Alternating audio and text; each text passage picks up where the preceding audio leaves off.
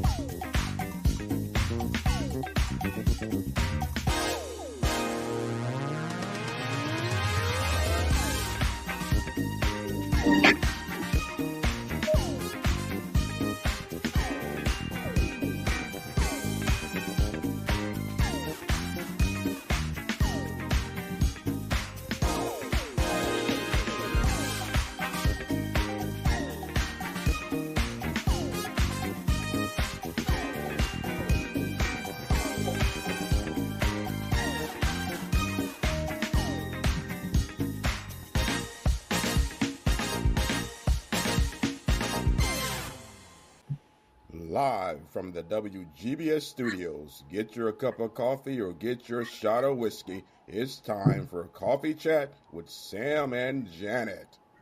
Good morning. Good morning. It is yet again. It's Hump Day, right? Today's Wednesday. It is Hump Day. It is Hump Day. Good morning, everyone. Welcome to the Coffee Chat with Sam G and Janet Campbell Geyser. You say your whole government name. My whole name. I feel like I'm bragging. I like my name. You love your name. I do. I feel like I'm dragging a little bit today, so you guys bear with me. Pray for my strength. Yours and mine, because we are drinking I am actually drinking my coffee during Coffee Chat. We usually have our coffee way earlier than this, but we coming off the holiday weekend, man. Yeah, you got the people thinking we went out and just partied up. We binge watched a lot of TV. We partied for the whole week. Went to Vegas and partied for the whole 3-day weekend. Not true. So anyway, hopefully you guys had a pleasant Labor Day weekend. Let us know what you did for Labor Day. How about that? How about we get started with that? We went like that. What did you do? To the Ken folks' house, and they threw something on the grill, and we just sat around and visited and talked and had a good time. Enjoyed our family, this side of the family. My sister came to town, one of my sisters, and I just, enjoy when we get to spend time with one another. So we were able to do that. Of course, everybody is way more, they're much worse party animals than I am. I have chilled considerably over the course of the years. So they got their party on, but I was just an observant and just enjoyed the energy, that they gave. We even went to church on Sunday, babe. When was the last time we went to church? I can't even remember. It was that long ago. I know we haven't been in 2 years because, it's been really, really difficult. My mom couldn't go out, like that. So I know we didn't do it for at least 2 years. Good morning, Rashad. Thank you for that. How was your weekend? What did you do on your Labor Day weekend? And I know that, my best friend probably won't be available today. They're headed, their family vacay. Have they left yet? I mean, are they there already? They're leaving today. They're all headed out today. I saw some posts And so, they're all geared. They were the post that I saw. They were at the airport. Oh, okay. Yeah, she won't make it. You never know. She might hop in. She might hop in. So we're gonna talk about some good stuff at the top of the hour at 9. We should have our guests, special guests coming in. We're gonna talk about real estate, guys. Gonna educate you guys a little bit on that. We got professionals coming in to help us with that. So definitely wanna stay tuned. Or if you need to leave and go shower or get your cup of coffee, make sure you come back at what it's gonna be 8 a.m. Central, 9 a.m. Eastern time. Yeah. In the meantime and in between time, though, you got, me and Janet still here. I ain't gonna lie, I'm still trying to. I'm not gonna say I'm trying to wake up, but I am dragging a little bit. So, guys, pray my strength. Oh, you stayed too busy to really enjoy yourself. What did you do? And Monday was dull and boring. You know, maybe because I'm just so chill. Rashad, I'm very seldom actually bored. you know and I know that that means something different to somebody else, right? Because I'm always in my creative space, even when I'm having a brain freeze moment.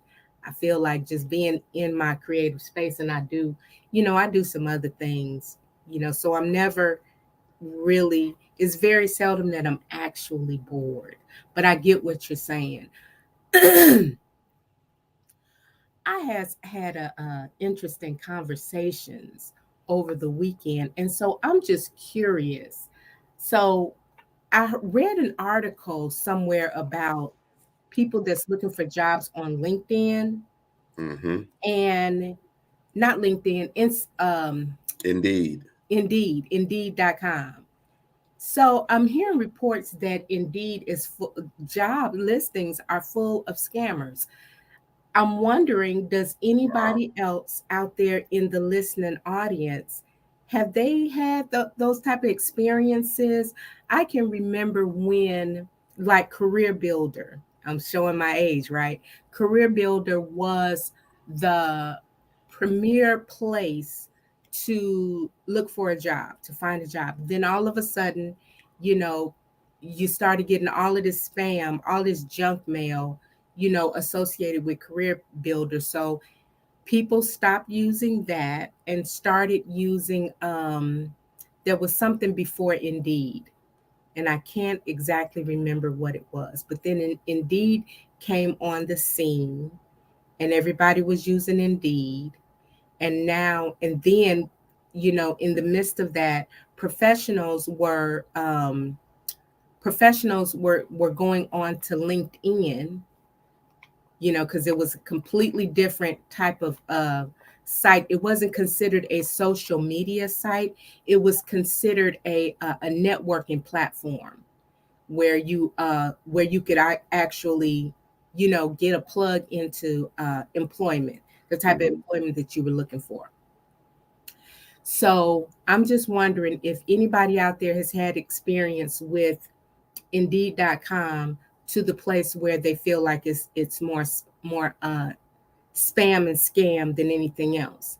You were given items to a local community, to senior citizens who in need of household necessities. That's something that has been on my bucket list for quite some time. Not necessarily senior citizens, but more so homeless women. It's something that's been on my bucket list, and I really need to get on it. You had 3 events that you had to sing for. Guess what, Rashad? I sang on Sunday.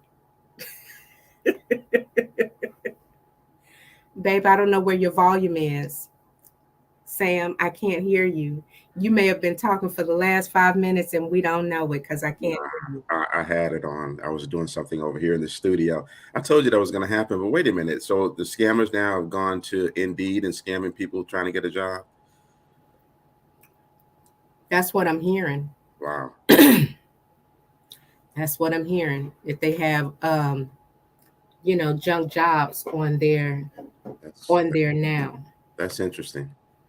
Mm-hmm. You sang Really, twice on Sunday? and once on Saturday.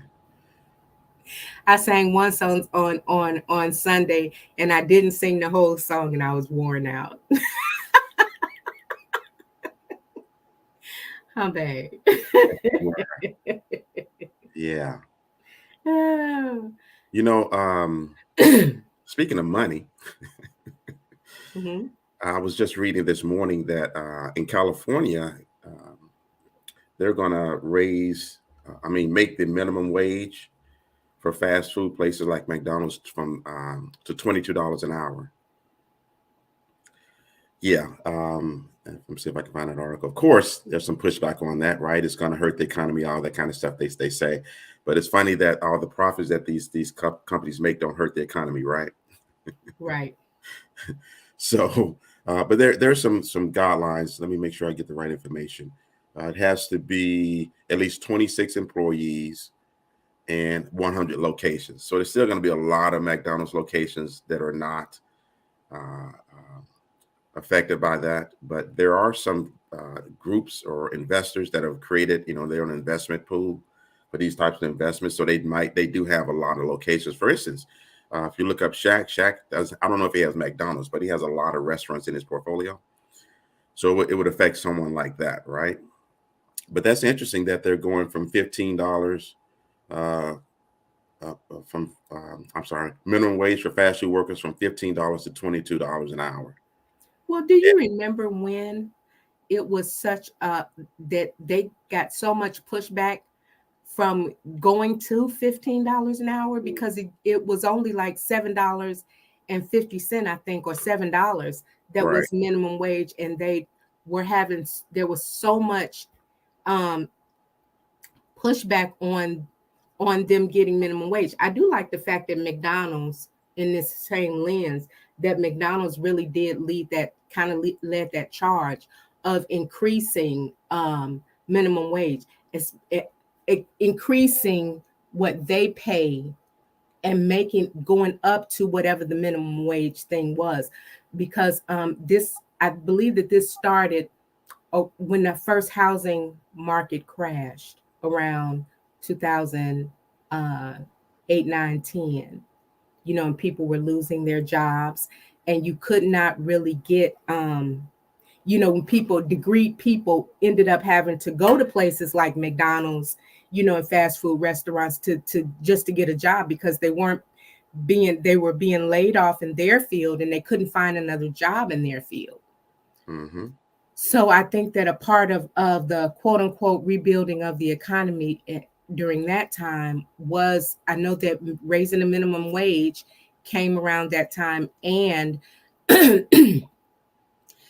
after Katrina, it seems like all of this happened within that same time frame in those particular years. They couldn't get people to go back to New Orleans after Katrina, and they started raising the pay wages then. Was that a question? No, that's a statement. A statement. I agree. Yeah. There's always the response from the corporations that it's going to do this to the economy. It's going to make things worse. The $15 increase didn't do anything to the economy. There's other things that are being done that are far more damaging to the economy, aka everyone's pocketbook or billfold. Right? It's not the fact that wages have drastically remained stagnant over the last few decades, while corporate profits have gone through the roof. $1 million salaries for CEOs, buyout plans, jets, and all that kind of stuff. That's how that works, man, in this country. Now, on the flip side of that, there are companies who've always paid well. Like, for instance, I'm thinking about, since we talked about burger places, In-N-Out has always paid well. In California, when I was living out there, it was one of the sought after jobs. And it wasn't looked at, an In-N-Out job wasn't looked at just for, most fast food places looked at just those were kids, high school kids or college kids. No, there was grown folks trying to get an In-N-Out job because it paid well, and they had good benefits, or have good benefits as well. And as well as, I think that Chick-fil-A is a sought out company, just all around. I know that Chick-fil-A is a sought out company all around, and I know that they have is they vet quite differently than any other company. They're not a publicly traded company. They're a privately family owned company. And they do their vetting process a whole lot different because of their Christian values. So yeah, they're another company that is sought after, and they pay their people well. I really do believe, we've had this conversation on more than one occasion, is that if you work for whatever establishment, right, and they pay you well, then you feel better about whatever it is that you're doing, and you give amazing customer service. That's what I've seen pretty much across the board with the Chick-fil-A and even In-N-Out. I've only been to In-N-Out when we've gone to California, but I feel like their customer service was, they were on it, they were on it, but they were kind. They weren't, like mean or had attitudes like you find people that work at other fast food establishments. Yeah, with In-N-Out, it's that similar structure like Chick-fil-A, where you gotta have. There's no one going to be coming in there working with the stank attitude. It's not going to work. Mm-hmm. They pride themselves on the customer satisfaction as well. Yeah. So Rashad and I agree. We agree. Yeah, Rashad, going back to your singing comment, singing really is exhausting. And,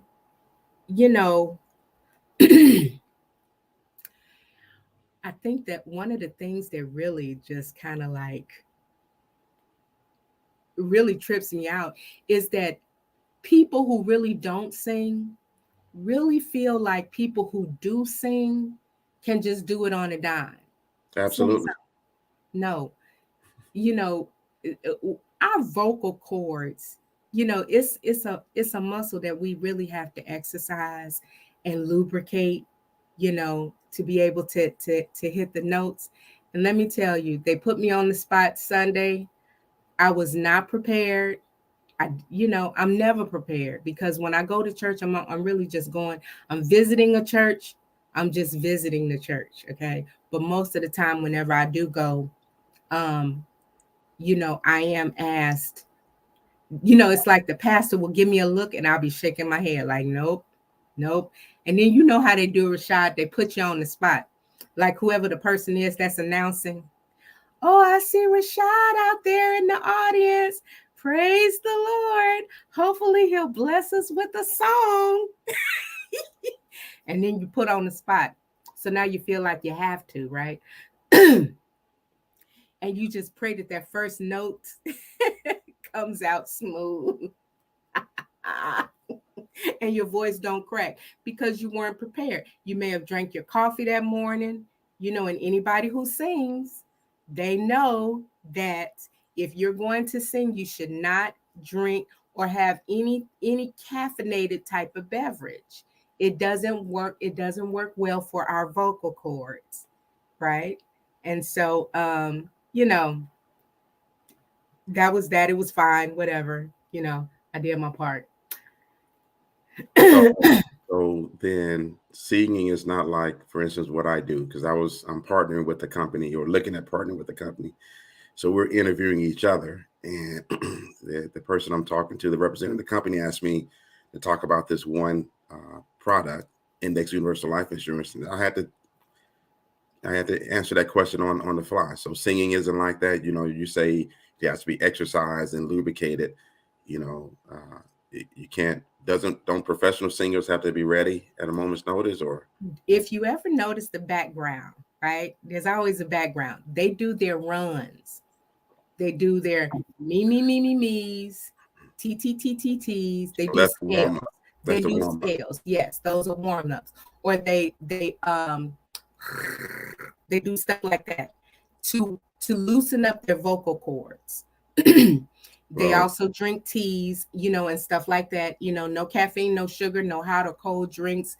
If you want your vocals to come out smoothly, right, and not crack, then these are some of the things that you do, and a lot of people, of course, I know that you've heard Whitney Houston, right? Mm-hmm.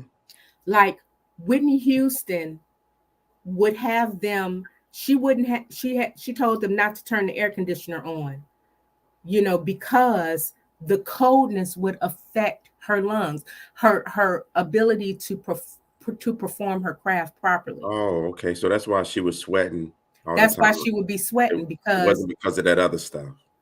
well, it may have been that, but what I know for a fact is that she didn't have the air conditioner on, and and this is probably the reason why still, Rashad, I drink room temperature water. I don't have ice in my water or anything like that. It's room temperature. Because yeah, all of those things, they affect your voice. Now, even when you're young, it's just like, I know that like Rhea take a couple of shots back, and it doesn't seem to affect her voice. She's still young, but as we get older, these are just the training techniques that you learn, um, over the course of time to help preserve your voice. Is why, somebody like Dionne Warwick can still get up there, but then, you know, you can tell, right? Before Whitney unfortunately passed away, that when she did come back on the scene, her voice was not the same. The way that she would manage her voice was not the same. So, no, there you go. There you go, yo. I already did that. I did that Sunday. So, you should have been there. I think she should have been there all the way from Louisiana, huh? Mm-hmm. I think you should give a and B selection. Yeah. Mm-hmm. So, You're just gonna brush over that, huh? I sure am. It's like an old car. You have to crank it up and let it run for a while. That's so And true. y'all need to be ready, stay ready, be ready, just like everybody Well, else. we be ready. But Okay, it's just like, don't I be. don't know if this has ever happened to you, Rashad, is that after singing, um, that you just have to be quiet because your voice is really just gone. That's why when I used to sing more often, I always had peppermints in my purse because I needed something to soothe my throat. Or remember, I would get so hoarse, babe, when we were Mhm. in Atlanta and I was singing more often and I would get hoarse. Is because if I'm not exercising my vocals, then those are some of the things that some of the things that happen. It don't sound like that when I'm singing, but those were the prices that I would pay after I sang. Mm-hmm. Yep. Yeah, y'all can handle it. Y'all professionals trying to be Whatever. members. So Yolanda, what did you do? What did you do for Labor Day weekend? She made a comment, I believe, when we were talking about the Chick-fil-A paying well, or one of these restaurants is they work you a lot. Yeah, they're gonna get their money worth out of you. You better believe Mm-hmm. it. That's Uh, true. and I think some would say they're working those people. You're gonna work hard there anyway, whether it's low pay or good pay. Think about it. You're on your feet on those jobs, right? Um, This is true, but I'm laughing at another comment that she made because it reminded me of something from my youth. She said, "You keep clearing your throat, so you're about to give us an A or B selection." yeah, I LOL. thought you saw that. I just saw it, but I'm clearing my throat because my sinuses are draining. But to your point, one of the other when I was younger, you know how you sign up to be in stuff and singing in school or whatever. So there was a contest, and there was a classmate of mine that had convinced me that we could do a duet, that we should do a duet. And so we were at my mom's house. He came to my mom's or my house so that we could practice. And I'm waiting for him to do his part. And he just kept saying, and my mom was giving me the side eye, y'all. He was like, let me clear my throat. He kept doing that. And my mom was like, and whenever I look at it, she was like, you can't sing with him, Janet. I'm singing with him. So that's what that comment reminded me of that. You was down on Saturday? Oh, man. You went to the West Bank Festival Sunday and to see Music Soul Child. I mean, I haven't seen him in a long time. We didn't go to any festivals. Like I said, one of my sisters came to town. And so we went. For those of you who don't know, on this side of my family, I have aunts and uncles that's like the same age as me and my siblings. And so we went to spend time with them. They were put some things on the grill, and we just had ourselves some good time and some good chatter, And then yesterday was Wednesday, but Monday, Yesterday was Tuesday. I'm sorry. Monday, I don't think we did anything, huh, babe? No, we didn't do anything on Monday.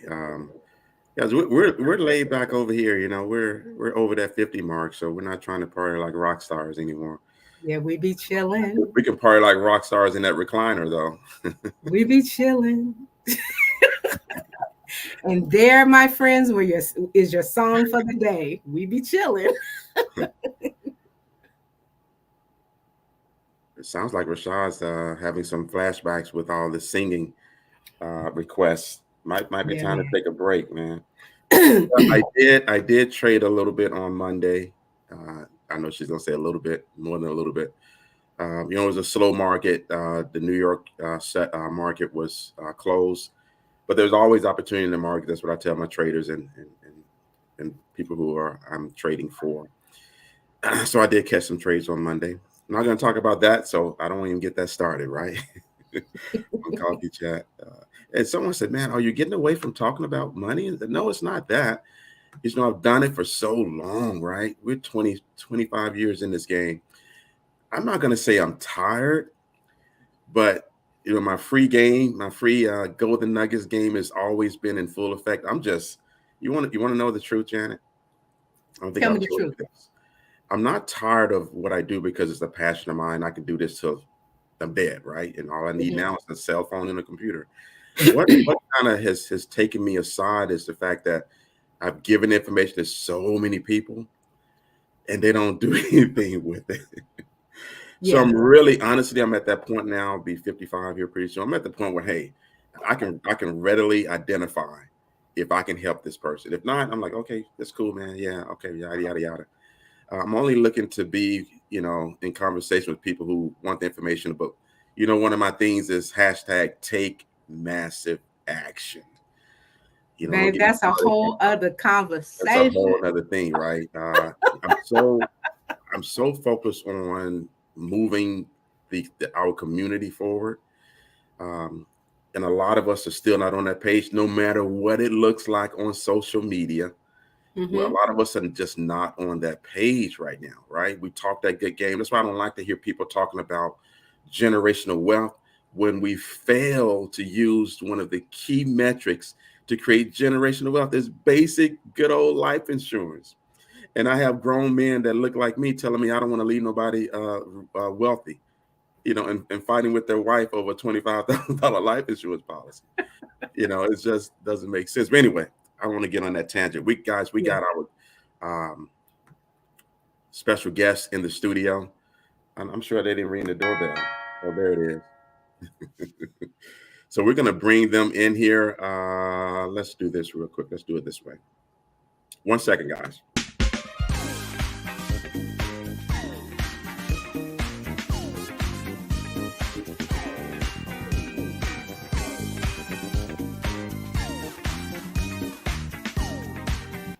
I think that was pretty cool. I'm getting pretty good in the studio here. Although Yes, I you can't are. wait till we can get somebody to run the studio, so I'm not doing this the whole time.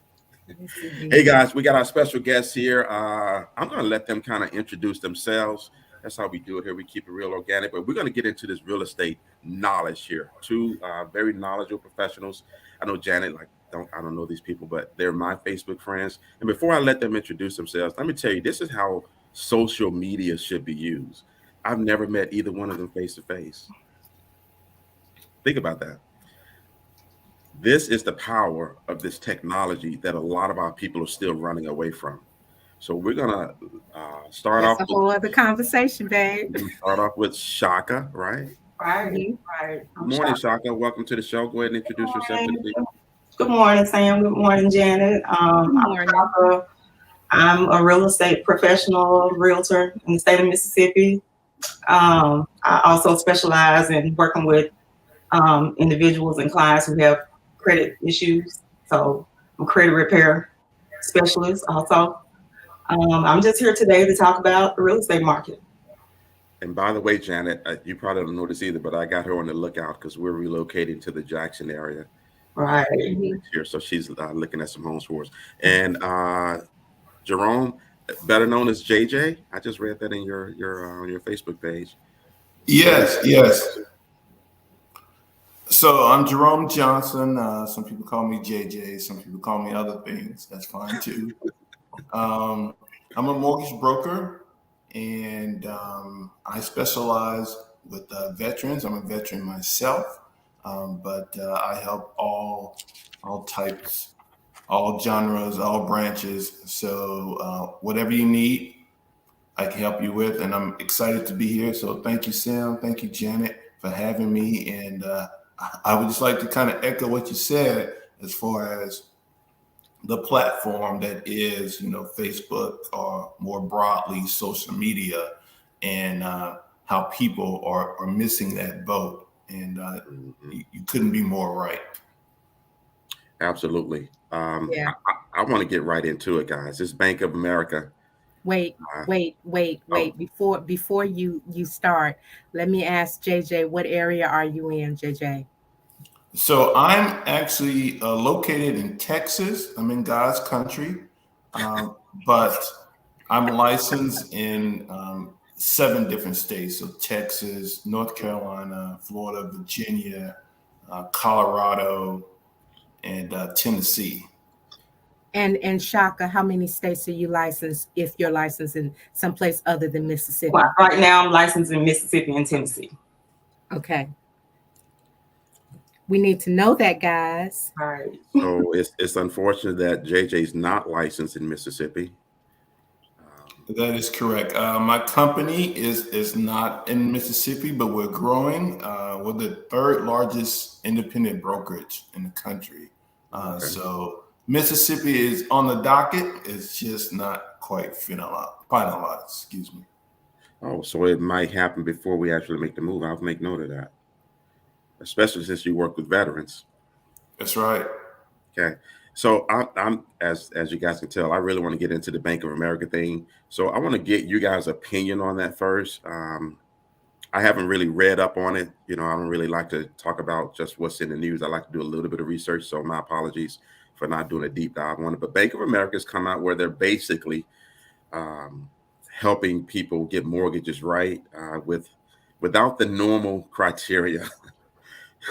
We'll put it like that. And they're not saying in the news how this came about. I believe it's because of some bad practices they did before in regards to brown colored people. Correct me if I'm wrong on that. But anyway, let's dig into that, guys. What do you guys think about that? Can you educate us a little bit more on what's going on with that Bank of America situation, Shaka?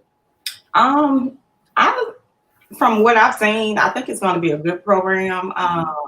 They aren't requiring down payments, closing costs. They're not looking at the standard credit criteria that most lenders do look for. I think they're looking for, they're not looking at a credit score. They're looking at making sure that you haven't had any late payments within the last 12 months. I mean, that's huge, right? That's huge. That's huge. It's only in certain areas right now. I think it's 13 cities before they roll it out nationwide. But I think some of the cities are Dallas, Texas, and Detroit. I saw Detroit on the list, Miami, Charlotte, North Carolina. So, I think it's going to be a good program. I have seen some other professionals, because it is targeted towards African Americans and Latino Americans, and you have to be in a certain area. So they need to make sure that they aren't doing any steering or, anything like that with the program, steering people to live in certain communities. People should be free to decide where they want to purchase their home. But other than that, I think it's going to be a good program. It should help a lot of people. I do too. And JJ, this is your side of the business, man. So give us your take on the Bank of America. Okay, so as you just mentioned, it is a Bank of America program. So this is not something myself as a mortgage broker or any other brokers or any other competitors, Wells Fargo, would have access to. They're using their money, and kind of like you alluded to, it's not fully known why they're doing this, but one could assume it's due to some things of the past.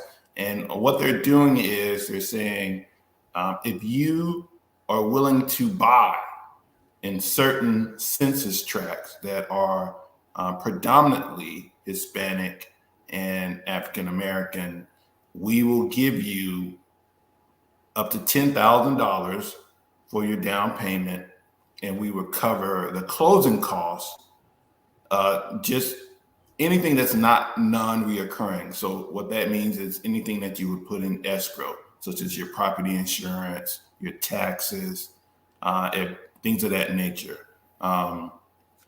There are certain credit score requirements, and so it goes down to 550. And it's just like with any other mortgage, your credit score is the biggest determining factor of what your interest rate is going to be. So you cannot get away from that, even on a program where they're giving you quote unquote free money.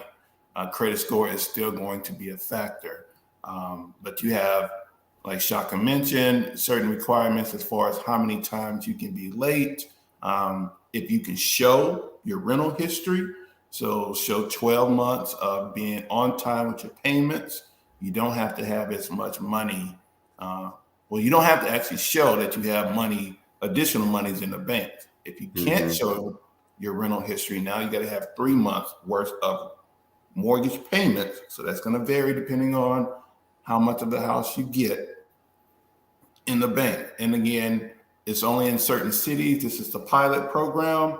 As they get more information and feedback from the program, they're going to expand it to more cities with these, again, focus on tracts or census tracts that are normally heavily minority. So just a quick disclaimer or to break a misnomer out there, it is not saying that you have to be Black or Latino to use the program. If you read, which is still fundamental, it says that it's for places where Blacks and Hispanics frequent as far as living. But you can be any race and use this program, but you can't use it in Beverly Hills. Right. We don't. So that's like a red flag for me, right? Is that when I read that terminology where people of color frequent. So you know what that says to me is whatever term you use as that's just what that says. That screams that to me. Right. And it bothers me. You want to believe that places like institutions like Bank of America would actually have a program that's really going to benefit people of color in a more positive way. But for me, when it comes to Bank of America specifically, I'm just like, this is the same institution that you put your money in, and all of a sudden they cancel your bank account, and like keep your money. I don't know if I really trust that. In addition to what happened, well, all my money's under the mattress, so I'm good. In mason jars. I don't know if I really trust that. In addition it's to a what no happened, change person. what happened in with the previous housing crash, it's like all of that. It doesn't feel right to me. So I'll be watching what's going on relatively closely. And it's like you said, we're talking about, they're saying that people who have like low, there is, well, what it says here, there is no minimum credit score requirement. However, what we have to understand is, just like you said, the interest rate is solely based on your credit score. So if you're coming across with this, 500 credit score, then your interest rate is going to be at the top of the scale. What people want to, what you really want to have is the best credit score that you the lowest credit score that you possibly can. So again, it goes right back to, let's fix our credit, okay, so that we can have a decent score. Let's go to somebody like Chaka to help us fix our credit. And then maybe we can still qualify for a program like this, but I won't end up losing my house, Right. Because I can't afford the interest. Well, So, the devil is going to be in the details, as always. So this is a new program, and I'm generally of the belief there's no free lunch, and right. so there's potentially something going on, but just on its surface, it seems like an opportunity because I heard Sam mention earlier about generational wealth, and it's undeniable that one of the things that continues to cause the wide disparity between the wealth of minorities and the wealth of others is the lack of home ownership. And, even though I'm a mortgage broker, it goes beyond that. People always say, well, you want people to buy a house because that helps you. It's like, my kids eat regardless if you buy a house or not from me. God. So that's not. That sounds familiar. Yes. I have another job, so it's not like this is what we eat off of. But it's if you don't have something, I just helped a client out, a young man. He has 2 sons, and I was determined to help him get into a home that he could afford, a home that he could pass to his kids. But the examples that it showed for his kids to say, hey, you come home every day and this is yours. We're going to, when he closed on that house, you know what's the first thing he said to me? What? I'm going to go cut the grass. Because he wanted to make sure. There's a sense of pride in that. Right. Yes, because that's his. And I was just like, he gets it. He gets it. And he's going to teach that to his kids, who are also going to get it. And then they can build upon what he's given them. And so a program like this, if done correctly, has the potential to change generations after it. And that's hopefully the goal. So let me ask this question, or it might be a statement, it's a question. But in Indiana, where I was actually raised, Gary, Indiana, I was on somebody's site a few days ago, and the city has gone down over the course of years so tremendously. It used to be one of the it used to be a working class city, very upper middle class city when I was growing up. And now it's completely different, to the point where, most of the places in the inner city, the housing market, I'm looking at houses that are like $80,000 for a home, and stuff like, in lower 55,000, so when we're talking about the Bank of America program, and you're talking about, in particular communities, this is really what I think about. So even if the person would qualify for, let's just say, a $55,000 home, right? That's a good steal. That's a good buy, right? Sure. Okay. But 55 more than you interest had rate, the previous day. right?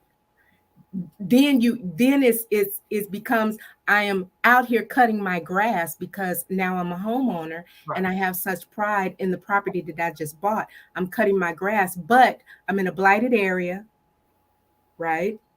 Because I'm in a blighted area. And then what is my interest rate on that 55,000?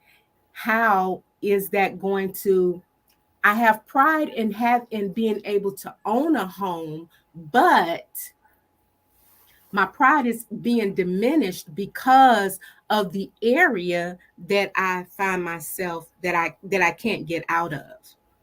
Well, sure. What you have a choice in that regard. This is a program, and again, I'm not a Bank of America employee. Again, I cannot underwrite, or I can only send people if they need it to this program. And programs like this, state-ran programs, so on and so forth, are available should you need it. Now, there's a lot to unpack in what you said, Janet, because it's kind of like two different things. Is one, should people within certain communities have more pride in their homes? Because the fact of the matter is, the property values are generally brought down, and that's really what you're speaking to, by the people in the area. And so are we trying to focus on instilling pride in what little you have? I tell my kids all the time, pick up your clothes, hang them up. They say, oh, it's clean, it's fine. I'm like, no, it's not. If you have pride in it, and if you want your daddy to buy you something else, you need to take care of the little stuff that you have. Mm-hmm.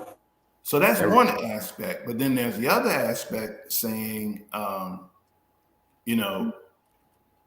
if I don't buy in a neighborhood because I can't afford anything else, should I just wait so I can buy in a better neighborhood? I mean, obviously that's an individual choice, but these programs are out there should you need them. I generally tell my clients, if you have the money, you're generally better off using it. Save for your down payment, Right. Save for your closing costs, and save for emergencies. Don't use all your money to buy a house, because homeowners know things come up. Right. But it's out there.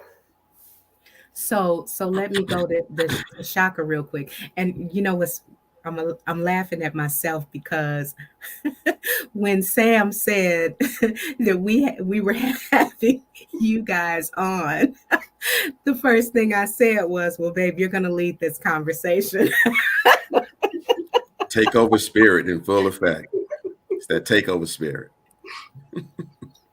So I just want to ask Chaka. You were going to be really interested in this as well, and that obviously they know what they're talking about. I've learned a couple things already. So first of all, one of our listeners, Pat, said that Bank of America. She touched on how Bank of America really messed people over during the housing crash. It wasn't just Bank of America. It was all of the big banks, and stuff like that. But I know that we wanted to touch on what Bank of America was doing, but that's not the reason that we have you guys on the show. Because I think that I know that JJ, that you're an independent mortgage company, and Chaka, I know that real estate agents are attached to major companies, but most of them are still independent, right? Some are still independent. Okay. I do work under a broker. I thought that most of them worked under a broker. It depends on the state. Okay. It depends on the state. In Mississippi, if you're not a broker, you have to work under another broker. That's good to know. Mm-hmm. See, you have to be a broker, right, in order to be completely independent. That's what I'm hearing, right? Right, in Mississippi. Okay. Okay. So let me ask you, because most people that are seeking homes, they only deal, well, their point of contact is their agent. Right. It's whoever they're really, they don't deal with the mortgage broker until later on down the process. You are the front facer. Right. So when it comes, the gatekeeper. Right. So when it comes to, if I'm looking for a home and, you know, I've chosen you, are you giving me these tips ahead of time, or some of the tips that he is referring to, as far as, you know, have your down payment, have your emergency fund, don't put all the, you know, don't put the lump sum into just the down payment. Make sure you have this, and this on top of your down payment. Personally, I do advise my clients of that, and I also refer them to mortgage brokers or mortgage loan officers in order to get pre-qualified. Because I mean, basically, we can't even start looking for a house until we know how much you're approved for, or if you are even approved. I can send you lists of houses, but I mean, most sellers won't even let you in the house to see the house unless you have a letter saying that you're pre-qualified. So it's not a case where I come to you and I say, listen, well, most people do come to me. I'm looking for a house for $300,000. That's right. it. Right. That's not how it works, but most people do. That's what they do. And I have to turn them around and send them back to their loan officer, because I can't help it, JJ. Because I can't help them until they know, you know, until we know what they're looking for. Well, at one point, the market was that way, because I remember in California, they were actually advertising, hey, come, let's look at some houses. The real estate agent, of course, this was pre-housing bubble, right? Totally right. And then that's also, you know, for realtors who just like to run around. And it probably was a new realtor that was posting that ad, because you can run around. I mean, in the beginning of my career in real estate, I would show houses. I would show people 10, 15 houses. And then when they would go try to get pre-qualified, the credit score was 2. So, you know. You got to work hard for it too. Yeah, I didn't earn that too, man. I didn't know. I know it could go that low. Right. I've seen 0 credit scores, so but there was no credit. So how long have you been in the business, Chaka? I've been licensed in real estate since 2013. Okay. So I wasn't around. Well, I wasn't in real estate during the crash. However, I was a homeowner during the crash.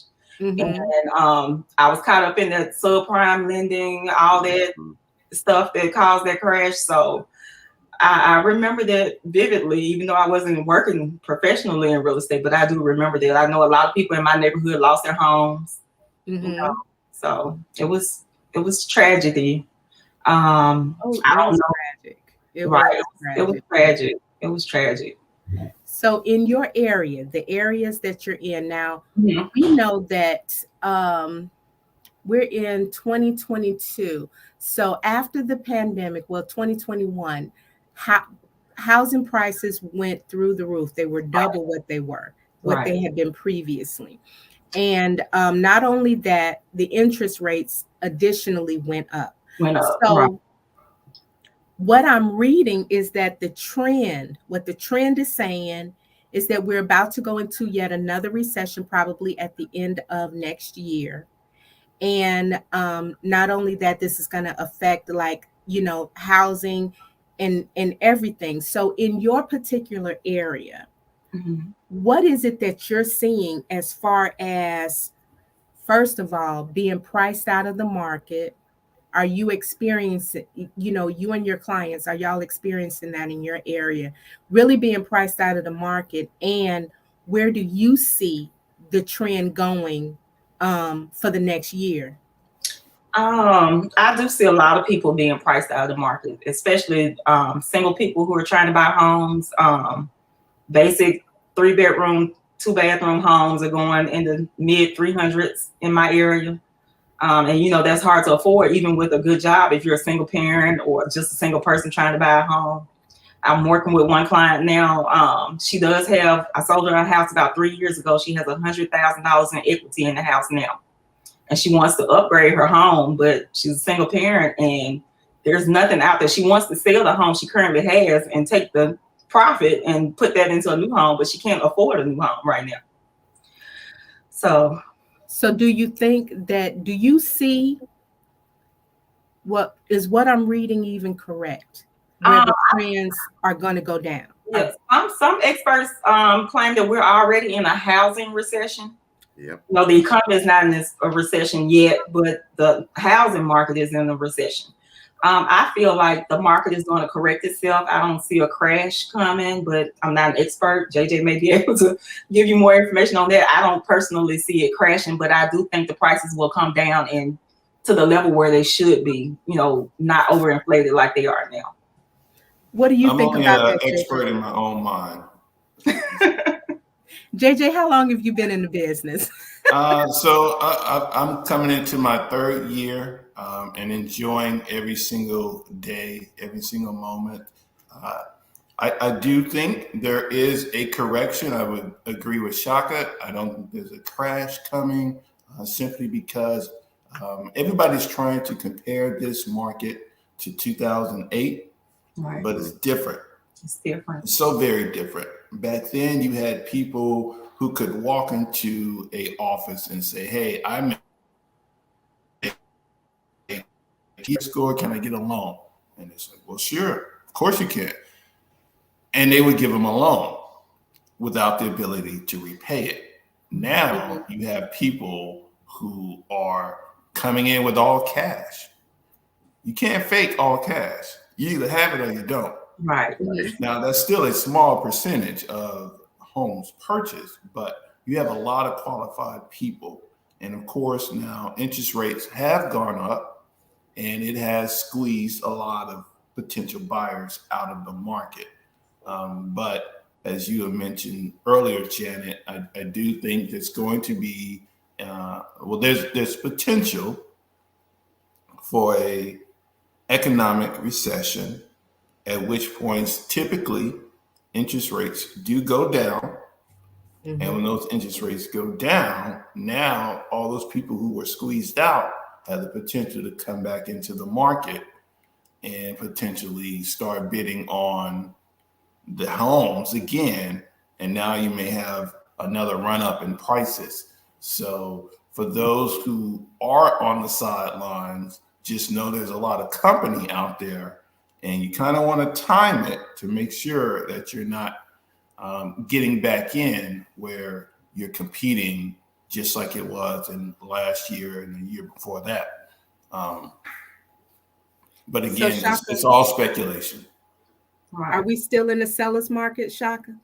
I think we are still in the seller's market. I think it's cooling for the sellers, but right now I think we are still in the seller's market. It's not a buyer's market yet, but I do see that hopefully coming maybe next year. And if I could add, home prices typically do well during a recession. Mm-hmm. So if you're waiting for a 2008 correction, you're going to miss out. Yeah. And I, from my research, and of course you guys know what I do, we're in a recession. The smart money has already been preparing for. You look at the amount of layoffs that have happened this year, which quite honestly has not been making the news like it should. There's some other key factors, economic factors that are already saying we're in a recession. Just like I tell clients, the market didn't start going down in this year. It started like a year and a half ago. Mm. So I'm fortunate enough to kind of get a glimpse of what the smart money is doing. Guys, we know they're 5-10 steps ahead of us average folks anyway, right? But what we want to do is, that's one of the things we want to learn as a people. Okay, if we see them doing this, then how, number one, how's it affecting my personal economy? But more importantly, how can I move in lockstep with them? How can I follow them? the information is out there. A lot of people don't really, get into that. But I do believe we're already in a recession. So I'll drop this on you. The economists and politicians saying, okay, the recession is likely, here's how they phrase it, right? It's likely to start sometime in 2023. What makes them say it's likely to start? That's key for it's already started. We're already preparing for it, but you guys are gonna have to play catch up or suffer the consequences of what happens during a recession, right? And that's what happens. It's that part of that whole cycle of the U.S. economy, right? Right now, and I'll use the pandemic. Google how many millionaires were made during the pandemic. And actually, since you guys are in the real estate space, take it a step further and Google how many of those millionaires that were made during the pandemic has some type of exposure to the real estate market. So we're not taught these things. The education is lackluster or just dirt poor in that area, and we suffer the consequences. But now, like I tell clients, we don't have an excuse, right? You have a real estate professional here you can reach out to. You have a mortgage professional you can reach out to. I see what I'm talking about from my client history. Guys, I talk to how many people a day, Janet? 8, 10 people a day. Just talk all day. I can pull from those conversations. I see, and this is strange, and maybe you guys can tell me if it really happens or you notice it. I see clients and people, non-clients, who will meet a person like Chaka in real estate, JJ in mortgage, and you can tell, right?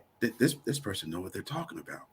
I'm glad so-and-so introduced me to them. I'm glad I'm talking to them, but they won't do business with you. Right. They'll get the information and they'll go to somebody who's not even qualified. Right? Why do you guys think our people do that? And I see it in just basic life insurance conversations. And then they'll come back to me like, well, they sold me this policy and this. I go, it's a B- rated carrier. I only deal with A-rated carriers. Of course, you're going to get some crap, right? But you took the information and went over here. I don't know if they're thinking they're getting a better deal or what. You guys see that in your space?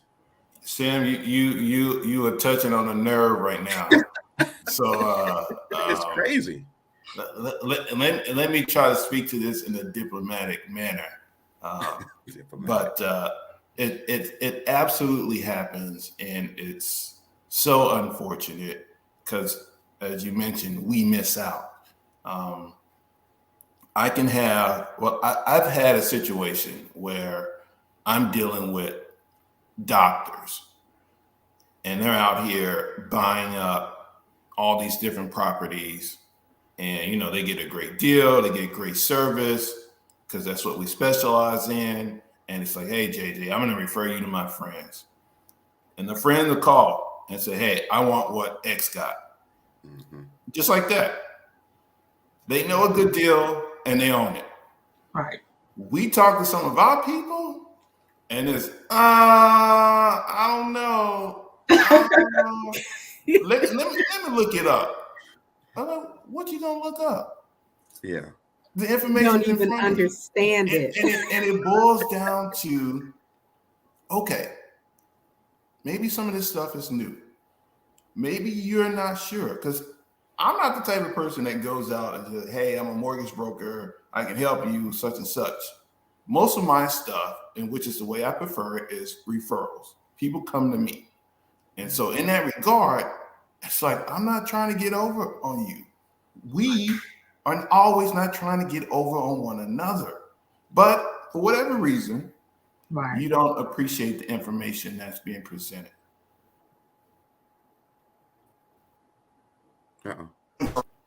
Somebody you work with, somebody in your family that you can go and ask if you're not sure, is this a good deal? Does this sound legit?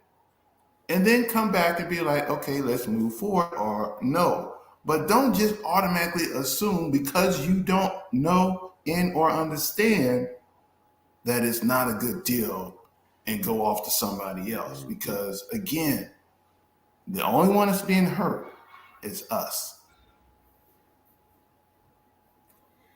We have come across this 1,000 times, over the course of years. To that lens, we even had someone now, all of us need health insurance, and life insurance. Okay. It's really non-negotiable. You should have that. We came across this one client, and her husband was he was on board, right? And so we were talking to her, and the question that she asked just kind of like blew Sam's mind. Do you get paid off of this?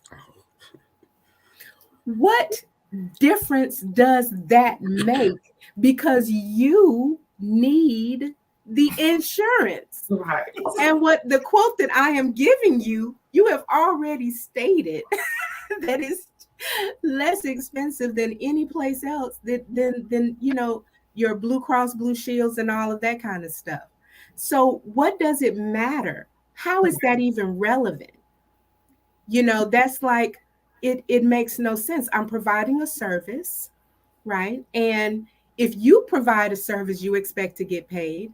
I'm providing a service. I expect to get paid, but my payment doesn't even come from you. Right. It doesn't even come from you. So why do you care? Yeah, real quick, and I'll let Chaka jump in here, but same thing. I was dealing with a client, and I was going to take their interest rate in half of what they currently had. They was going to be saving $600 a month. Wow. The husband was on board. The wife, he we was talking. He was like, "Yeah, my wife is concerned about how much you gonna make." I was like, "Really?" Oh my God. I said, "Man, anytime if you own a home, and here's a tidbit for the day. Anytime you own a home and you can take your interest rate and cut it in half, you do it." Right. Absolutely. I don't care if it's the man in the moon that is doing the deal. Right. You do it. That's a no-brainer. And it's like, yeah, she was concerned how much you gonna make. I was like, man, do the numbers. Even if I made $20,000, which I don't. Right. If you save $600 a month, right, it's only gonna take you a couple of years and you pay that off. And it was nowhere near that amount of money that I was making. And I was getting paid by the company. Right. It's just like you cannot see the forest for the trees. Right. And, so and they Chaka, didn't do it. And it just hurt my heart. I have come across it. I've had family members. Here we go. We love our family. I had family members who probably knew well that I was a real estate agent. Yet they went with another real estate agent after asking me questions for years about the house buying process. And they used another agent. So, and their excuse was because I live in a different county than they live in. They didn't know I was licensed in that county. I'm licensed in the entire state. So it doesn't matter the county. But instead of asking me. And they asked me all the other questions that they needed to know. Mm-hmm. And then they said that they didn't know that the other agent got paid. But I'm like, I thought they were just helping you for free. Right, exactly. Like, come on, common sense. Right. Really not common, but like, we love our people though. We have to. Down to the end.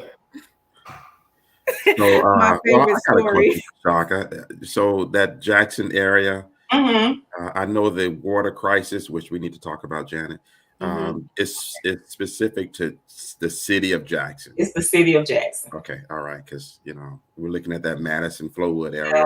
Yeah, I think Madison has their water situation under control. Okay. It's kind of different from Jackson, so unfortunately, it's awesome. I'm curious as to what is going on with the water. It's not the water, it's the treatment plants, right? Right. I think it's the infrastructure issue. I claim him as my cousin. He's a former mayor of Jackson, Mississippi, Tony Yarbor.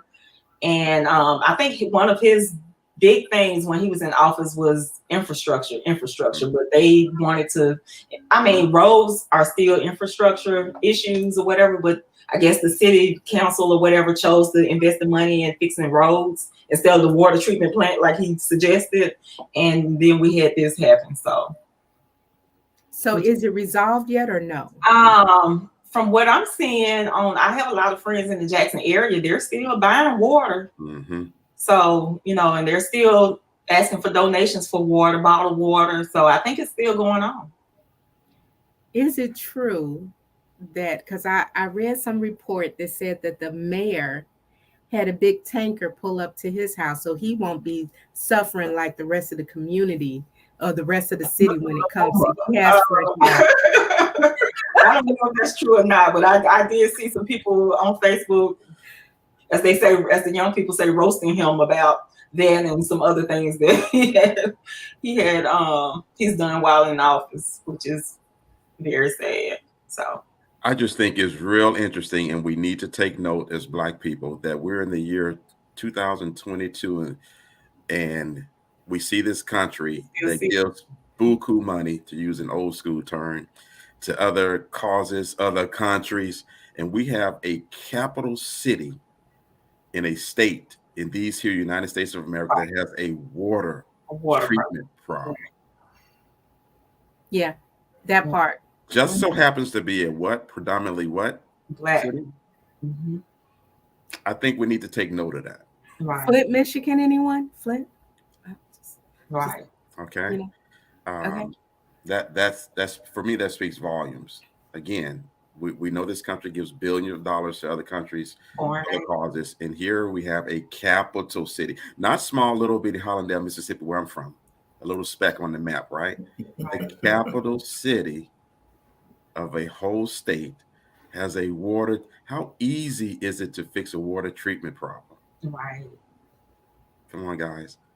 And then we have some of us who think our vote doesn't matter. The vote really extremely matters on a local and regional level. And here we have a prime example of it, because this is politics, guys. If you get to the root of it, it's politicians before then wasn't able to, for some whatever reason, get the infrastructure situation handled, because you don't go from one day to the next day and boom, the next day you got a water treatment problem. Right. That happens over years. Okay. Right. So with that being said, it's been known, and it's been, for whatever reason, been pushed to the side. Money's been diverted to do other things. Right. And I say that's politics because the politicians are controlling the purse strings in that situation.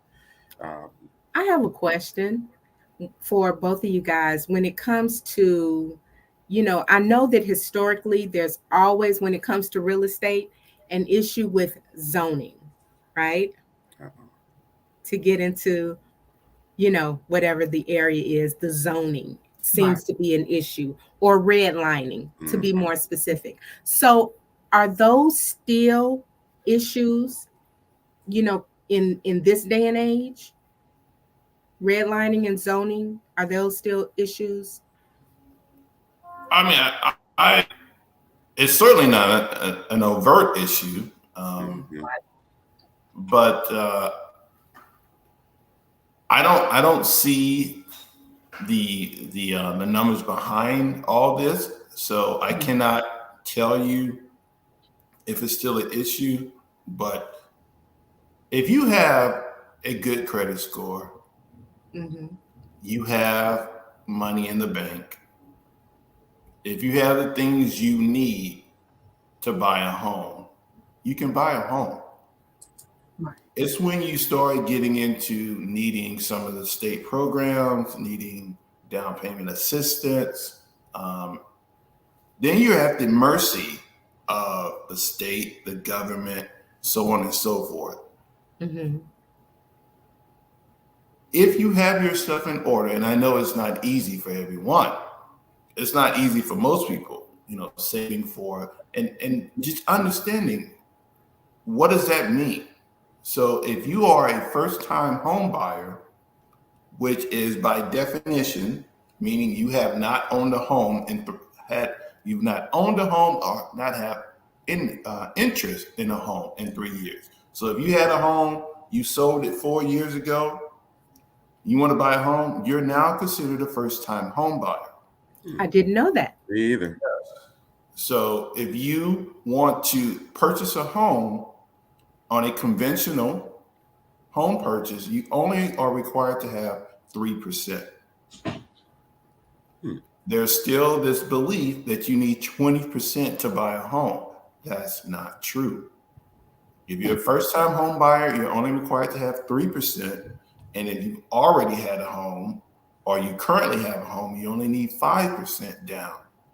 If you're going FHA, you only need 3.5% to purchase a home. What about VA? VA, which is the golden nugget, you need 0. You don't have to have any money. So the VA benefit is still the absolute best way to buy a home. Okay, Chaka, let's start looking. Okay. Another thing that most people don't know, if you have a VA loan, and the way the VA loan works is it's based on entitlement. So as a service member, and there's certain requirements for which, how long you have to be in, so on and so forth. But if you have the entitlement, you can actually own a home while having a VA loan and still have enough entitlement, depending on how much you used initially, to purchase an additional home while you still have that VA loan. So a second home, 0 down. But understand the nature of a VA loan is not for you to establish a real estate empire. Right. But there are ways that you can do that. And so, talking to a veteran lending specialist like myself, we can kind of talk to those things and so on and so forth. But the beauty of a VA loan, kind of going back to what I was just talking about, if you put down less than 20% on a conventional, on an FHA loan, you have. We keep losing him, huh? Right. It's that Texas internet connection. Come on. Right at the good part. Some nuggets too. Parker was about to talk about PMI, mortgage insurance. You mentioned less than 20% down. And that'll trigger the PMI, right? Do you have to have PMI with the VA loan as well? I believe if you don't put 20% down, but he'll be able to tell you more about that. If you don't put the 20% down, then you I'm not sure about VA loans. I'm not sure. I know with FHA you have PMI. I was so focused on what he was saying. I had a question for you, Chaka, and it was just like, we lost him. Yeah, we lost him. Maybe he may. Hopefully, he'll come back on. Okay. That I had a question for you, but I lost it in the sauce, man. Oh, I wrote down something to trigger me. Okay. So you're an agent, but you're also a credit repair specialist. Yes. So for those of us, because it almost feels like what JJ was talking to really lends itself, and correct me if I'm wrong, to your credit score. Now, I would be able to qualify as a first-time homeowner, not owning a home for longer than 3 years, for 3% down, if my credit score was at a certain place, or no? That's correct. It depends on which loan option you use. Welcome back, JJ. The Texas internet, man. Oh, I'm in my neighborhood is notorious for just having just a zap of power. That's why we have to have the standby generator. And we've experienced on, not today, right? And nothing but the devil. But we're going back to you, JJ. But I was asking Chaka because she also does credit repair, right? If these, and maybe both of you all can speak to this, but these numbers that you gave, the percentages down, are they contingent on your credit score? No. So you can put down whatever you want. You just don't have to put down 20%. Correct. So then, okay, Chaka, let me ask you this question. Okay. I'm trying to buy a home in your area. We've already spoken to JJ, and we find out that I have some issues. Right. Before we can find my $150,000 home, which is what a tiny house, a shack.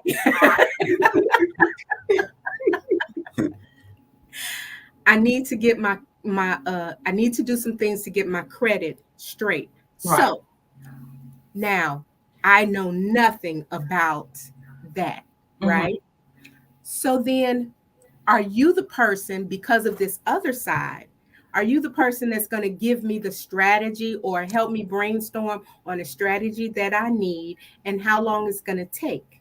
Right. Because if I'm looking to buy a house this year, I don't want to wait 5 years to get my credit straight. Well, it depends on where your credit is now. It's not an overnight process. Right. 2 years. 2 years. But no, I was saying your credit score is a 2. Oh, the credit score. Oh, it may take more than 2 years then. But typically, it depends. If you have been paying your bills on time for the last 24 months or the last 12 to 24 months, if you have credit cards and you're on top of your payments, you aren't overutilizing your credit cards, then, it may not take 6 months, or you may be able to buy a house this year. But if you just missed your car payment yesterday and you're saying today you want to buy a house, that's more than likely not possible. Because we're going to have to do some work. We have to show the lenders that you can maintain your bills for at least 12 to 24 months. So it depends on where you are, in the process. If you've already been paying everything on time, then, it may take, 60 days or 6 months to get you to the point where you have that 620 credit score, no late payments, been on your job for 2 years, all the criteria that the lenders are looking for. It may not take as long for you to meet those, but if you are messing up the whole time, then it's going to take a while. Now, a lot of people seem to believe that home ownership is cheaper than renting. But I guess what my question is that when it comes to home ownership, my mortgage might be $1,000, right? But then I also have taxes. I have homeowners insurance. I may have HOA. Then it's the maintenance of the home. Right. All of these added expenditures. Is it really more cost effective to purchase as opposed to renting? Well, I would not say it's more cost effective. However, it's an investment. So your home is like a savings account. I feel like, you're building equity as you pay your mortgage. When you pay your rent, you don't build anything other than the landlord's equity. So I look at it like that. It may not. I think I read an article earlier this week that said that this is the first time in history that it's not cheaper to buy than it is to rent. Because the rents are going through the roof. Right. Right.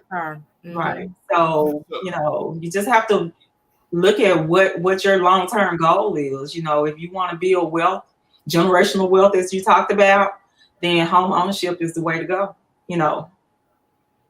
If you look at it strictly from a numbers standpoint, as far as which one is cheaper, it's over the course of your lifetime, it's actually renting because of what you mentioned.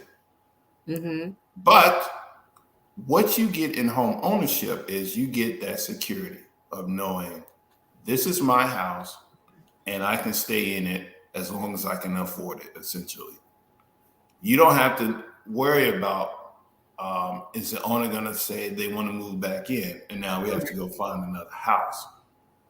What if you were being absolute, if you just made it on a financial decision, what you would want to be is a person who is in a rental that owns rental homes. Yes. Making money while you sleep. But most people aren't going to be that detached from emotion to just say, well, I'm just doing this strictly on a financial standpoint. I want to make memories with my family. Again, I want that security. I also want the, what you were speaking of, Janet, is just the expenses, but that's not factoring in the appreciation that you'll get from owning the home and so on and so forth. So just strictly from a numbers standpoint, yes, you will come out better. But as far as building stuff, if you don't do anything and you just rent, you're going to be losing out. And so also to come back to what you just mentioned, really, before you come to me or before you come to Chaka and say you want to buy a home, the very first thing you should do is pull your credit. Right. You should know what's on your credit.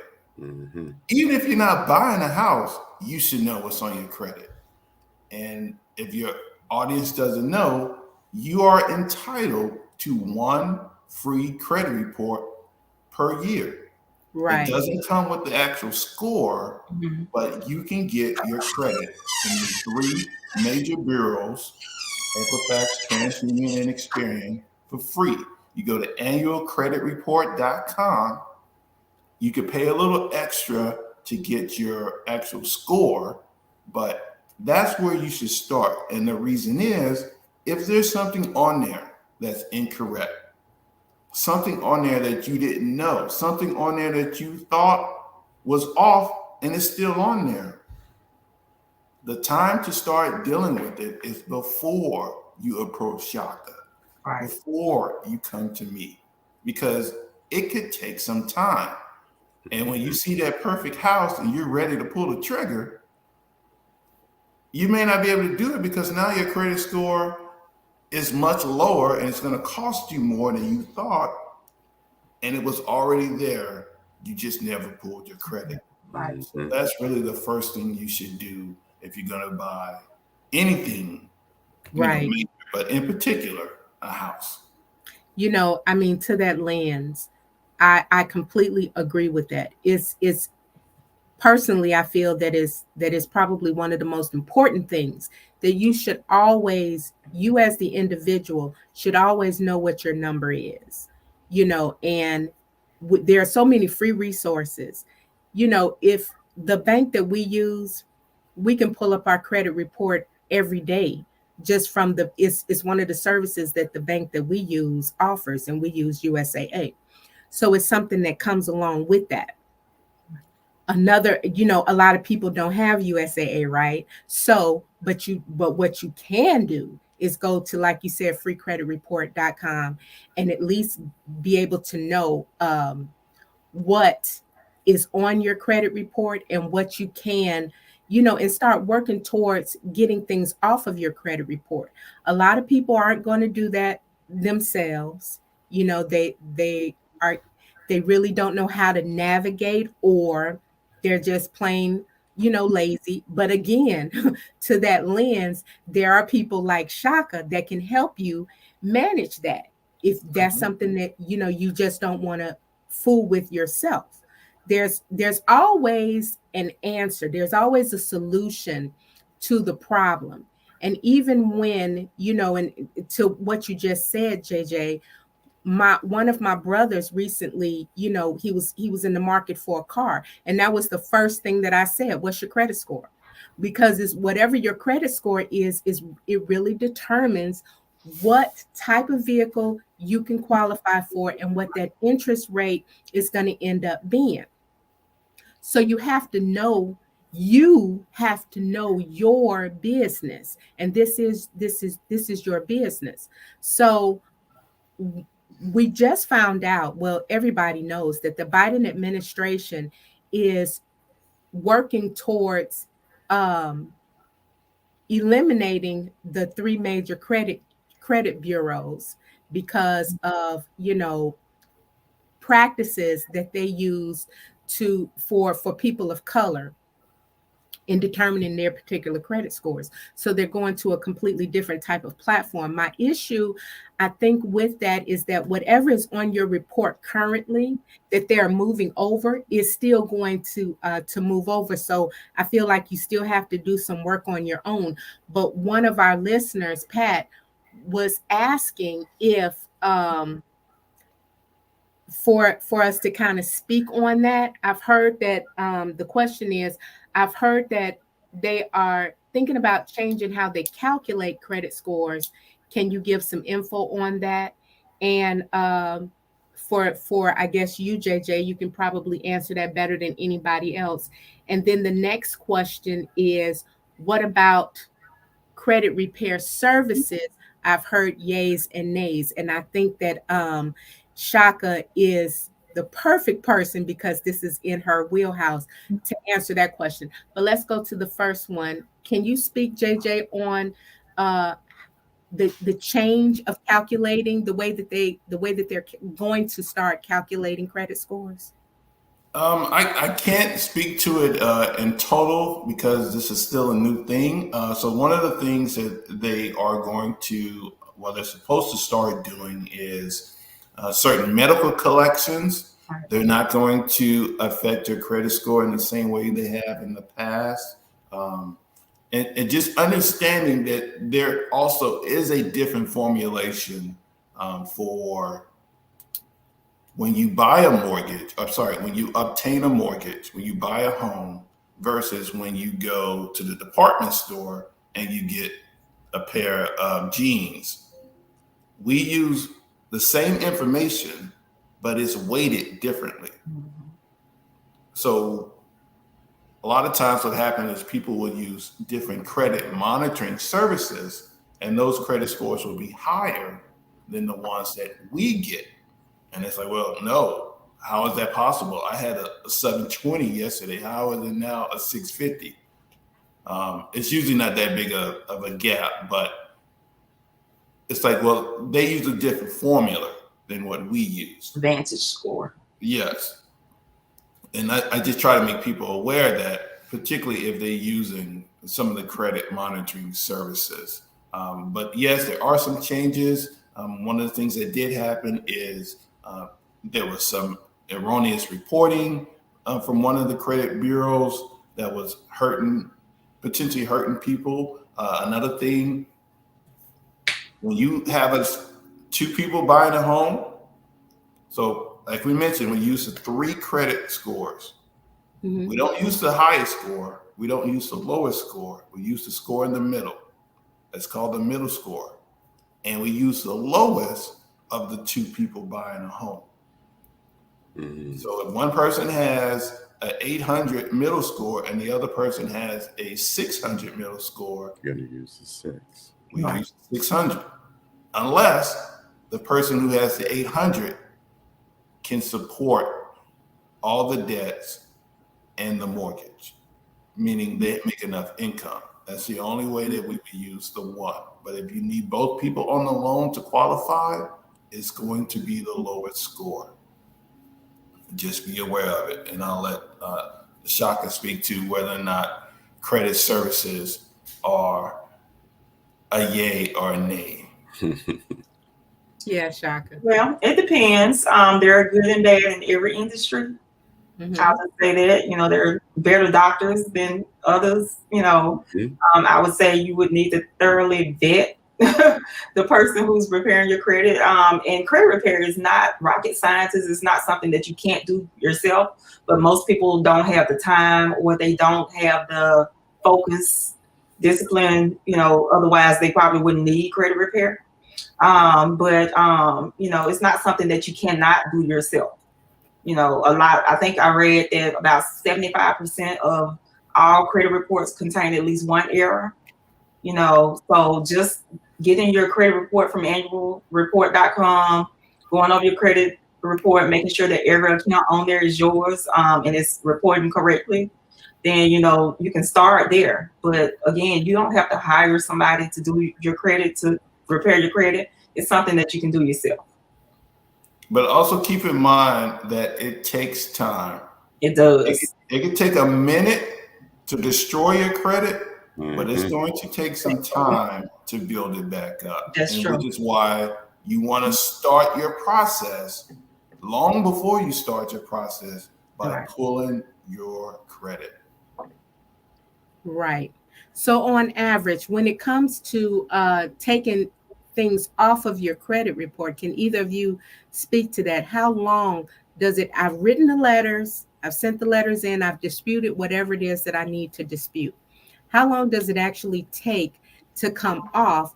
Does it come off actually, or does it just says disputed and whatever?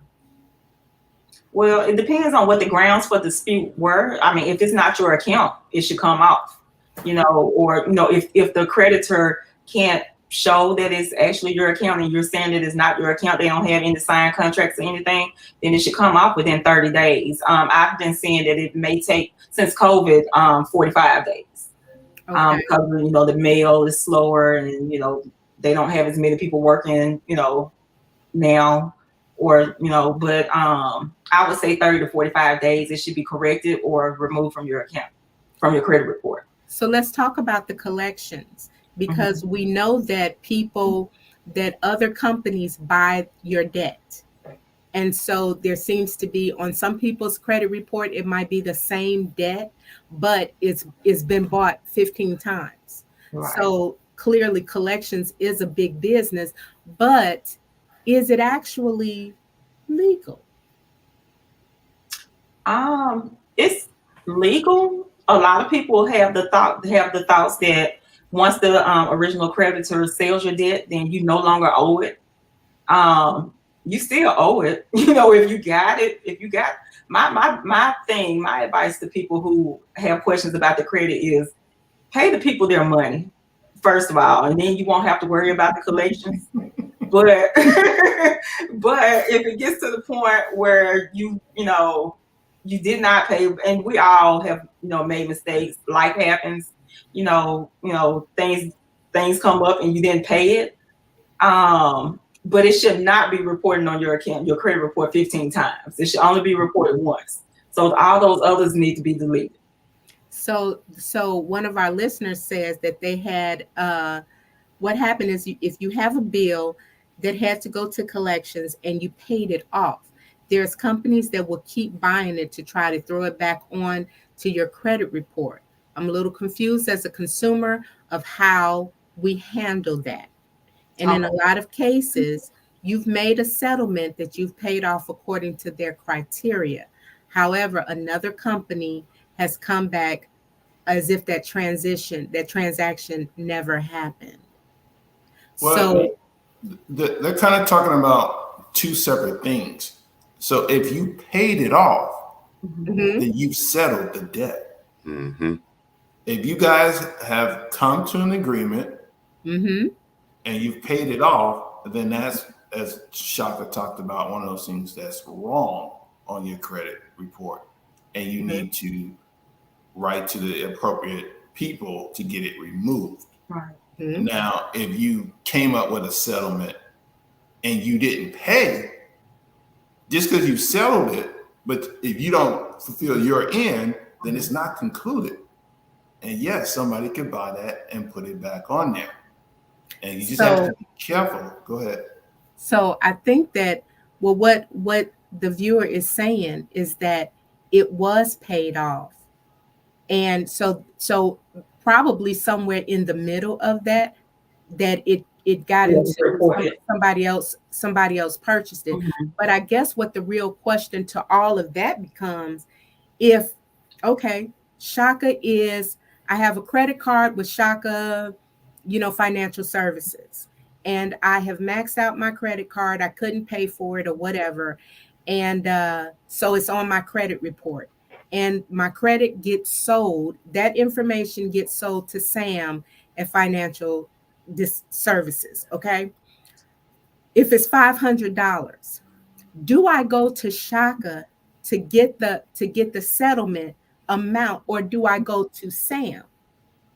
You see what I'm saying? Do I go to where it was originated at, or do I go to the entity that has purchased it? A lot of times the original creditor won't accept the payment once they've sold the debt. Yeah. You have to sell it to, you have to pay it to whoever owns the debt. So I would advise you to pay the collection agency. If you can work out a settlement with them, you can even try to get them to say in writing that they will delete it from your credit report if you pay it. Mm-hmm. You know, because what they're doing is that person who purchased it, they may have only paid $50 for that $500 debt, and they're going to try to collect $500 from you. Right. So that's why you go to the person, or sorry, to the corporation or the business who now owns the debt, and you work out a settlement with them. But again, if you've already paid it, then it should be off, and it's not. Then that's when you need to get to writing and calling and doing the things you need to do to get it removed. One thing I will tell you is if you do have something on your credit and it's been on there for a while, you'll want to consult with your credit repair specialist, such as Chaka. But if you do go back and pay it, what you're doing, or if you pay it in installments, what you're doing is you're resetting the clock. And so what happens is when you have something on your credit report, the damage is done when it's reported. The further it gets away from that initial, the less of an impact it has on your score. So which is why, after 7 years, it drops off. But if you go back and pay it, or you renegotiate and they report that, now it's like you just restarted the clock. So it's one of those things that you got to kind of manage if you have that on there. Now, if it's just been reported and you want to get it off as quick as possible, then you would be better off paying it. But if it's been on there for 5 years, it's probably not just letting it fall off. Right. That's some good information, guys, for all of for our community that's looking to up their credit score, because at the end of the day, that's what you really need to do. If you want to move forward with either home purchase or anything else, you need to increase your credit score. And there are ways of doing this, with getting things off of your credit report. And for further information, we have Chaka's. She's a real estate agent in the state of Mississippi and the state of Tennessee, the entire states, not just certain counties. That was a cop out. They know better. And she also does credit repair. And so she will be able to answer any questions that you might have. We have her information down there, the credit godmother.com. You can reach out to her. You can also reach out to JJ. He is a mortgage lender in the great God's country of Texas, where everything is just bigger for whatever reason. Even the shack home is 3,000 square feet. But if you're looking for to purchase a home, you might want to reach out in the areas of Texas. And where else are you? I'm in Texas, Florida, Virginia, North Carolina, Colorado, Tennessee, and Georgia. I just find it interesting that you're all the way in Colorado. That's just like the odd man out.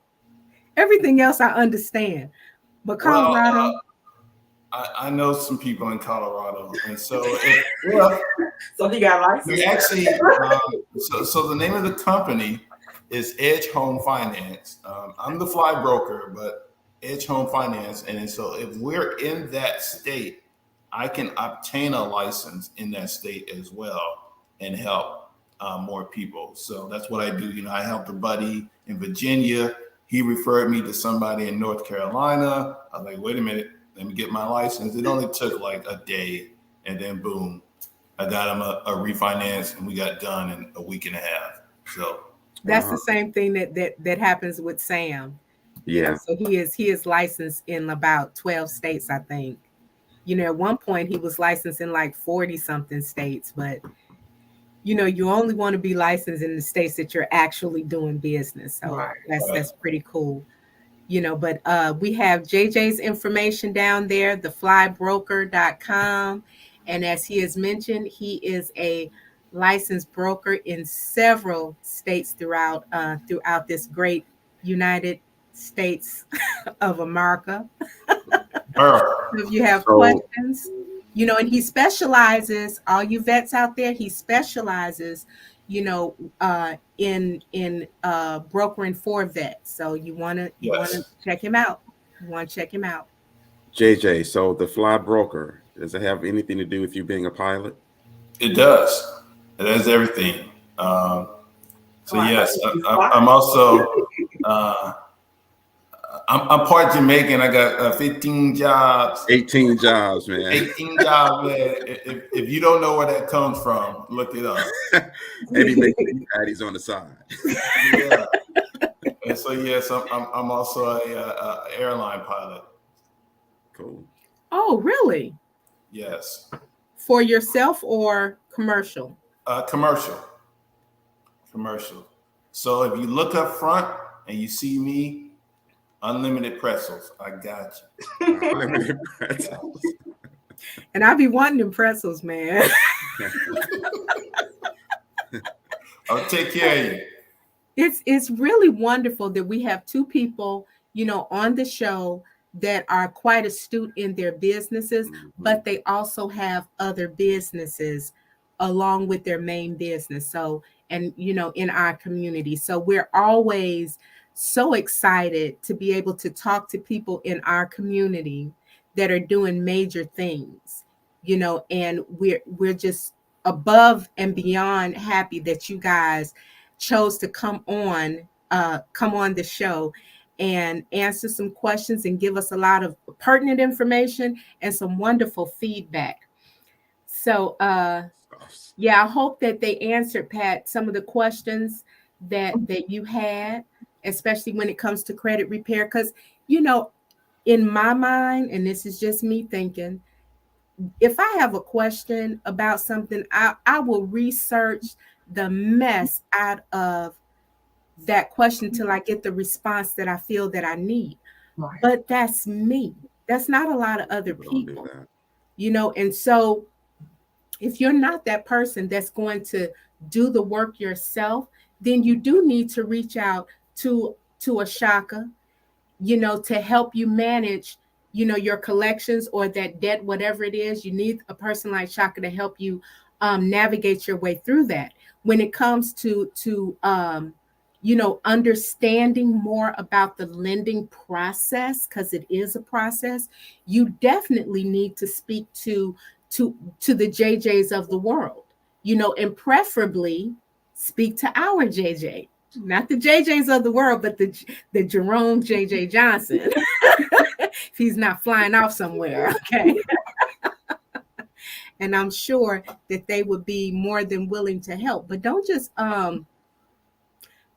ask them questions and pull their knowledge. Work with them, because they are giving you the information that you're requesting. Work with them. I'm just laughing because you said, "Oh, I'm not going to have a whole lot to say today." Can you carry the conversation? Famous last words. So next time you say it, I know what's up. The trick. It's a setup. Hey guys, thanks so much for joining.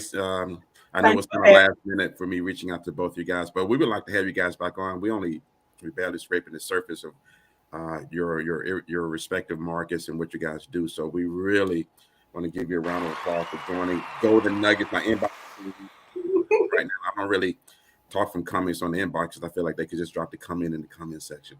But there's a lot of people in my inbox, and it looks like a couple might be reaching out to each one of you. Oh yeah, I got some Texas people that are watching today. So there you go, Jerome. You never know, man. You never know. So thanks again. Biscoffs. I got those Biscoffs for you. Jerome, I want to know if you do commercial as well as both of you guys. Do you do commercial at lending as well, or commercial properties as well as residential? I do both commercial and residential. Oh, that's good to know, Chaka. We have commercial coming online. The owners are working on it. It's not quite there yet, but it is coming. Chaka, I have a client looking for some commercial in the Jackson State area. I'll connect you with him, okay? Okay. But yeah, I want to reserve. I was trying to say before Janet, took control again. I want to reserve. I want to reserve the right to have you guys come on again. This time, I promise I'll give you more of a heads up. I would love to come back on. Absolutely. I think that's very relevant. It stays relevant, right? And our people still need education. I always tell people, I end with this: don't look at how the majority of us are looking on social media, because we're still behind the 8 ball when it comes to this money and investing thing. And real estate is another one of those things where we're still behind the 8 ball on. Okay. Right. So thanks again. I'm going to be emailing you guys a token of our appreciation for having you coming on. And it's just a small token. It's within compliance. Got to say that on it live. It's within compliance. But again, I just want to say that, we're really thankful that you guys came on. And there's a lot of response there. So hopefully some people will reach out to you guys to get access to your services and everything. And that's what we really want. Janet and I started this coffee chat. Actually, I started, and it took me about 5 years to get her to get on here with me. But our mission is just this: we organically speak on these relevant topics, and we want our people to use our people. Let's get away from that whole. And you guys were speaking earlier about family. I think I can count on 2 fingers how many families have insurance policies with me. But I came to a quick realization that it's not about just my family, right? It's about helping the community as a whole. Right. I think I can firmly say you both share that as well. So again, before I keep blabbering on, thanks again, and we appreciate you guys. Thank you for having me. Thank you. Thank you for having me. You're welcome. So before we log off, Pat, it's not my fault. Pat posted something.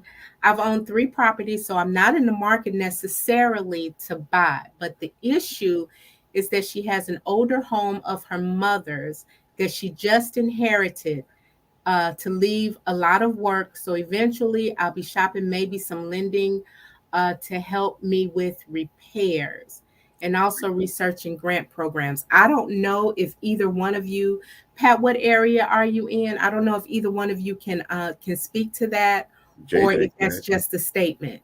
So yeah, she'll want to no grants that I'm aware of, because most of those grants are income-based required. But she'll want to look to renovation loans. There are loans that you can get in which the cost to repair the home are rolled into the loan. So that's what she'll want to look towards.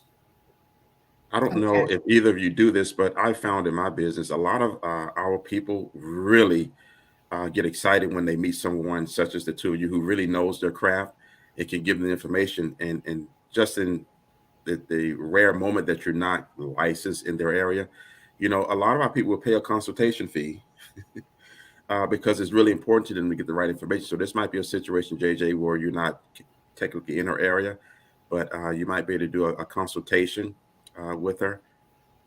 For me, it's not something that I would charge. Oh, well, there you go. Because like I said, I do this job because I want to, not because I have to. So if somebody just needs some help, needs some guidance, send them in the right direction, I'd be happy to. And I work with other people. I'm part of different groups, and I can refer them out to somebody. As long as you get taken care of, that's all that matters.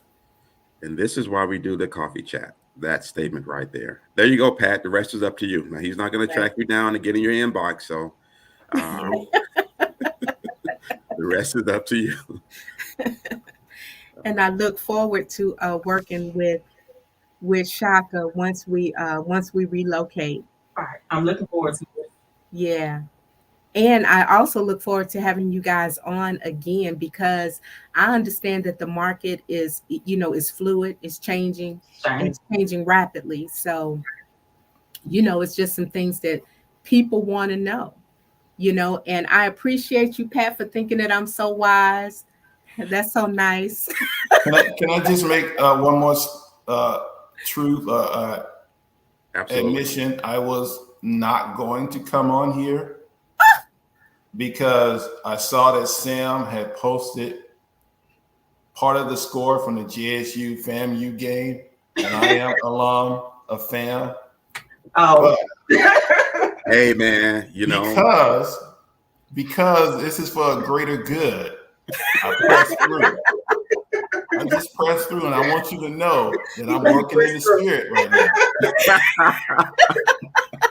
Won't he do it? He will. All I'm gonna say is that was a good game, and the second thing I'll say is was it a good game? Was it? It was a good game. Your team came to play. I mean, it just in these situations, right? You know, the cream will always rise to the top. This is what I hear. This is what I hear. Here they go. Now we're gonna leave it at that. But now I'm gonna have to send him an extra special. Digging deep. Yeah. All right, guys. Thanks again. We apologize for taking you over the time, but as you can see, it's a topic that a lot of people are interested in, need information about. So we appreciate you guys. Thank y'all so much. Oh, well. You're welcome. Have a great day. You too. Oops, put the wrong button.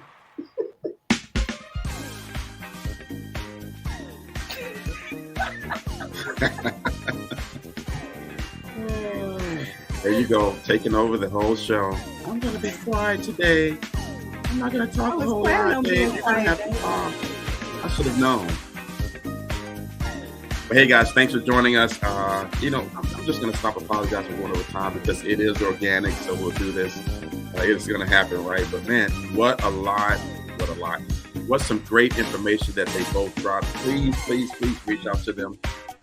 You see, if you were watching or if you're going to watch later, that they definitely are at the top of their game. They know what they're talking about, and we wouldn't have anyone on here who operated otherwise, right? Right. So if you have the mortgage questions, the real estate, the credit questions, reach out to JJ for the mortgage information, Chaka for the credit, and also Mississippi, Tennessee. We're looking to purchase a home. Yep. That's our real estate. Got to give her a nickname. The real estate lady. JJ gave his own nickname. Just call me JJ. Just call me JJ. I got 15 jobs. You know, he's a pilot. He's a mortgage broker by day and a pilot by night. That's what airline we might send him up there. I'm gonna call him. If we fly and he has the pilot, man, where's my Bisco? I want the whole case of Bisco. Right? All right, you guys. Well, it was real and it was fun. Absolutely. Have a great day, guys. Ciao for now.